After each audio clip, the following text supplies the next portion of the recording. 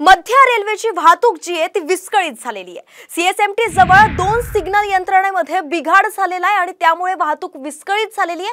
Signal यंत्रणा सुरळीत होण्यासाठी रेल्वे मार्ग मात्र अजून उशिराच होणार आहे। सिग्नल यंत्रणा जी आहे ती सुरळीत झालेली आहे, मात्र तरी सुद्धा रेल्वेची वाहतूक जी आहे ती उशिराने होतीये। सीएसएमटी जवळ अनेक लोकल एकामागोमाग उभ्या आहेत। मुंबईकरांसाठी ही अत्यंत महत्त्वाची बातमी आणि त्यातही जर तुम्ही मध्य रेल्वेतून वाहतूक करत असाल तर तुमच्यासाठी अत्यंत महत्त्वाची बातमी आहे की मध्य रेल्वेची वाहतूक जी आहे ती विस्कळीत झालेली आहे। आपले प्रतिनिधी सूरज आपल्या सोबत जोडले गेलेत। सूरज, नेमकं कारण काय आहे, काय झालंय मध्य लाईनवरती?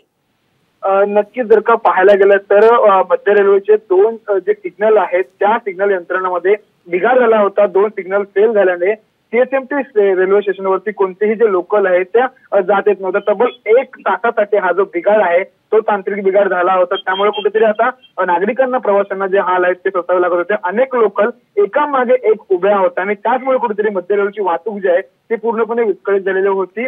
2 सिग्नल या ठिकाणी फेल झालेले होते। तब्बल 1 तासासाठी हा जो बिघाड होता तो झाला होता। मात्र अजूनही जी वाहतूक जी आहे ती अजूनही उशिराने सुरू आहे, कारण बिघाड जो आहे ते दूरचं काम आता अद्याप सुरू आहे। मात्र वाहतूक याच्यावर त्याचा मोठ्या प्रमाणात परिणाम वाहतुकीवर झालेला आहे। धन्यवाद सूरज, या सर्व माहितीसाठी वेळोवेळी आपल्याकडनं अपडेट घेत राहू।